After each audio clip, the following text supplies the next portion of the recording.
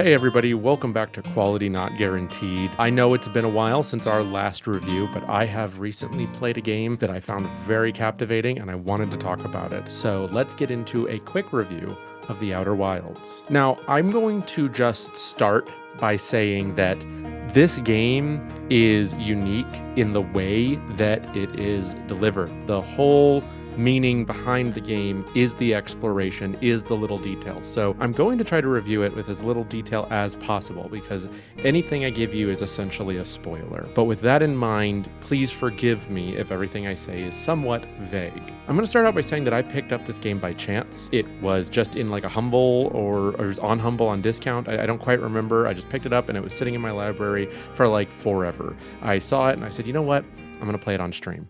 So I played it on stream, and to my amazement, everyone was very excited. After first getting into it, I could see why. I was captivated almost instantly. You play as this blue four-eyed person, a member of this blue four-eyed race of aliens, Hearthians as they're called, and you are a brand new astronaut where you're joining the Outer Wilds Ventures, a group of people who go into the Outer Wilds, the solar system essentially, and explore. You're looking for artifacts and information of a long-dead race that used to be in your solar system. You get into your rickety wooden spaceship and you blast off into space, exploring different areas, coming to find hidden ruins and hidden text. You are unique in that you're the first astronaut equipped with this universal translator. Well, not universal, but specifically for translating the text of this alien race who, for some whatever reason, only speak by writing in squiggly lines on walls. This race was uniquely advanced in that they were capable of anti-gravity and space travel, but also only knew how to write on walls in long, swirly lines. It's essentially alien wall email. It was a very strange communication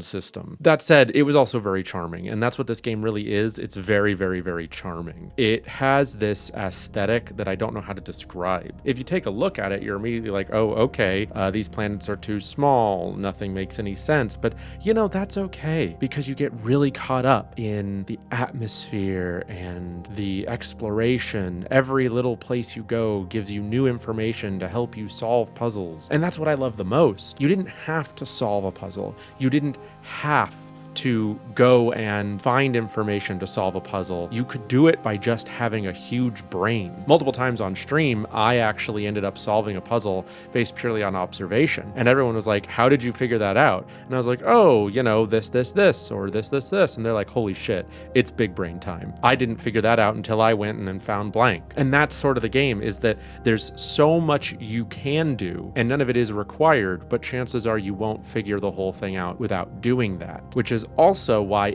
any spoilers for this game is the worst. You want to avoid them at all costs. A viewing like here, some of these shots I'm showing you, they're not going to spoil the game for you, but the things that you read, see, hear, they're all part of the experience, and that's what makes it so unique. The game has this way of pacing the story with both visual information and auditory information and encounters that you weren't expecting that make it excellent. I will just say also that there is a real threat to your character. I managed to fly directly into the sun the first time I went into space, so be aware of that, but at the same time, there is nothing out to get you for the most part. I will say, and this is a little bit of a spoiler, so please skip to the number on the screen to get past this, but there's one part of the game I strictly didn't like, and it's an area called the Dark Bramble. The Dark Bramble has things in it that can get you. They get you, and like I said, this is a spoiler, so once again, leave if you can, if you don't want the spoiler, but the way they get you is through sound,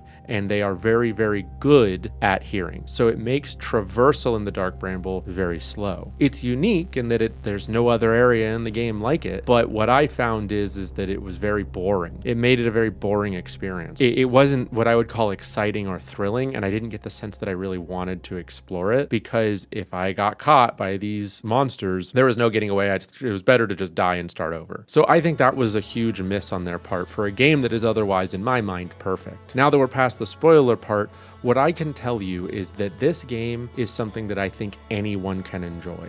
It is completely outside the realm of anything I have played in years. And that unique experience alone is what makes it such a thrill. So if you're looking for a game that is absolutely new, makes you feel like a big brain, and has a charming visual, sound-based experience that you really feel captivated by, then I would highly recommend The Outer Wilds.